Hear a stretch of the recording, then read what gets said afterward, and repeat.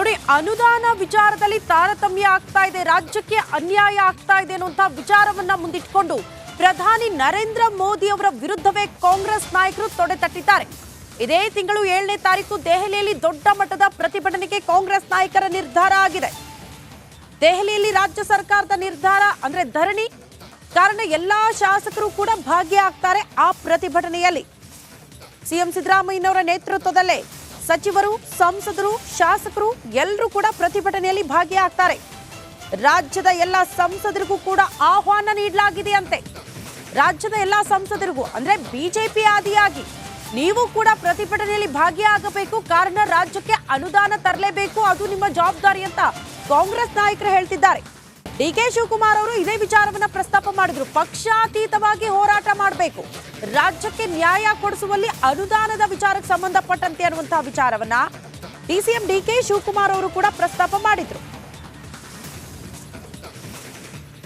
ಈ ಬಗ್ಗೆ ಮತ್ತಷ್ಟು ಡೀಟೇಲ್ಸ್ ಅನ್ನ ಕೊಡ್ತಾ ಹೋಗ್ತಾರೆ ನಮ್ಮ ಪ್ರತಿನಿಧಿ ಬಸವರಾಜ್, ನೇರ ಸಂಪರ್ಕದಲ್ಲಿ ಜಾಯಿನ್ ಆಗ್ತಿದ್ದಾರೆ. ಬಸವರಾಜ್, ಕಾಂಗ್ರೆಸ್ ನಾಯಕರ ಪ್ಲಾನ್ ಯಾವ ರೀತಿ ಇದೆ ಧರಣಿ ವಿಚಾರಕ್ಕೆ ಸಂಬಂಧಪಟ್ಟಂತೆ?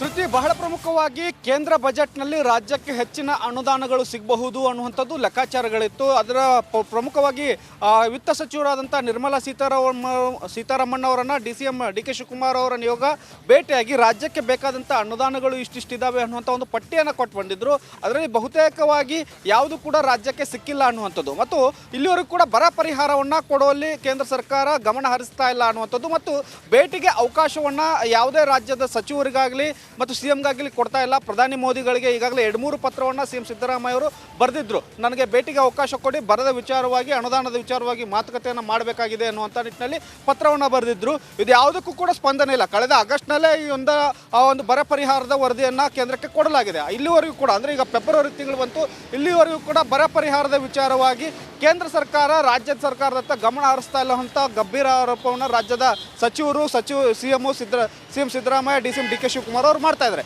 ಈ ಎಲ್ಲ ಬೆಳವಣಿಗೆಗಳನ್ನು ಗಮನಿಸಿ ಈಗ ಕೇಂದ್ರ ಸರ್ಕಾರದ ವಿರುದ್ಧ ರಾಜ್ಯ ಸರ್ಕಾರ ತೊಡೆ ತಟ್ಟೋಕೆ ಮುಂದಾಗ್ತಾ ಇದೆ. ಇದೇ 7ನೇ ತಾರೀಕು ದೆಹಲಿಯ ಒಂದು ಈಗಾಗಲೇ ಸಂಸತ್ತಿನ ಎದುರು ನಾವು ಪ್ರತಿಭಟನೆ ಮಾಡ್ತೇವೆ ಅಂತ ಸಿದ್ದರಾಮಯ್ಯ ಅವರು ಹೇಳ್ತಾರೆ. ಬಹುತೇಕವಾಗಿ ಅಲ್ಲಿ ಪ್ರತಿಭಟನೆಗೆ ಅವಕಾಶ ಸಿಗೋದು ಕಷ್ಟ ಸಾಧ್ಯ.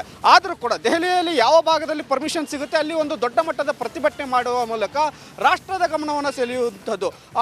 ಎಲ್ಲಿ ವಿಪಕ್ಷಗಳು ಆಡಳಿತದಲ್ಲಿ ಇರ್ತಕ್ಕಂಥ ರಾಜ್ಯದಲ್ಲಿ ಕೇಂದ್ರ ಸರಿಯಾಗಿ ನಡೆಸ್ಕೊಳ್ತಾ ಇಲ್ಲ, ಅಲ್ಲಿ ಅನುದಾನವನ್ನು ಕೊಡ್ತಿಲ್ಲ ಅನ್ನುವಂಥ ಒಂದು ಗಮನ ಸೆಳೆಯುವ ಮೂಲಕ ಲೋಕಸಭೆಗೆ ಒಂದಷ್ಟು ಚುನಾವಣಾ ತಯಾರಿಯನ್ನು ಆರಂಭಿಸುವಂಥದ್ದು ಮತ್ತು ರಾಜ್ಯಕ್ಕೆ ಅನ್ಯಾಯ ಆಗ್ತಾ ಇದೆ, ಬಿಜೆಪಿ ಮಲತಾಯಿ ಧೋರಣೆ ತೋರಿಸ್ತಾ ಇದೆ ಅನ್ನುವಂಥದ್ದನ್ನು ರಾಷ್ಟ್ರ ಮಟ್ಟದಲ್ಲಿ ಸುದ್ದಿ ಬಿಂಬಿಸುವ ಮೂಲಕ ಒಂದು ಬರ್ತಕ್ಕಂಥ ಅನುದಾನವನ್ನು ತರುವ ನಿಟ್ಟಿನಲ್ಲಿ ಪ್ರಯತ್ನಗಳು ಆಗ್ತಾ ಇದ್ದಾವೆ. ಇದು ಎಷ್ಟರ ಮಟ್ಟಿಗೆ ಮುಂದಿನ ದಿನಗಳಲ್ಲಿ ರಾಜಕೀಯ ತಿರುವು ಪಡೆದುಕೊಳ್ಳುತ್ತೆ ಅನ್ನೋದನ್ನ ಕಾದು ನೋಡಬೇಕಾಗುತ್ತೆ. ಶ್ರುತಿ.